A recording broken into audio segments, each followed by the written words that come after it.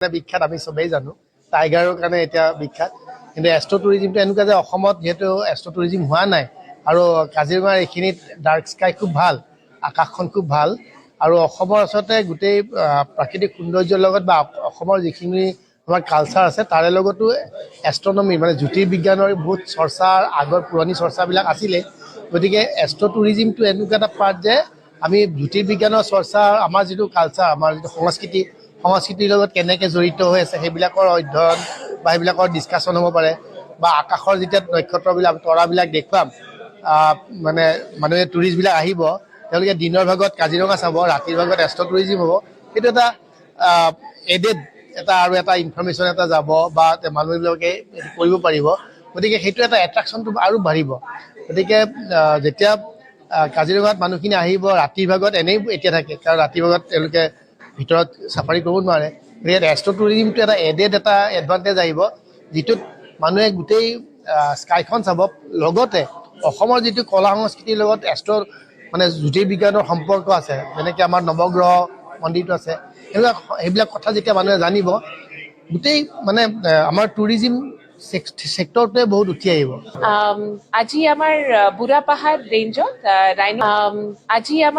বুঢ়াপাহাৰ ৰেঞ্জত ৰাইনোলেণ্ড পাৰ্কত আমি ইয়াতে 2 দিনৰ এটা কছমিক কাজিৰঙা কৰি এটা এষ্ট্ৰ গেজিং আৰু এষ্ট্ৰ টুৰিজিমৰ এটা আমি ৱৰ্কশ্বপ পাতিলোঁ ইয়াৰ মেইন উদ্দেশ্যটো হৈছিলে কি ইয়াৰে যিটো লোকেল আমাৰ স্থানীয় কলেজৰ ল'ৰা ছোৱালী বা আমাৰ ইয়াৰে যে লোকেল গাঁৱৰ ল'ৰাবিলাক আছে এইখিনিক আমি যদি এটা এক্সপ'জাৰ দিব পাৰোঁ কি কেনেকুৱা সেইটো এটা নতুন পটেনচিয়েল আমাৰ এষ্ট্ৰ টুৰিজিমৰ কাৰণে আৰু ইয়াতে আমাক বহুতখিনি হেল্প কৰিছে আমাৰ প্ৰাগ কৰি এটা যে সংস্থা আছে যিটো আমাৰ অল আছামৰ কাৰণে ডক্টৰ কিশোৰ বৰুৱা আৰু তেখেতৰ টীম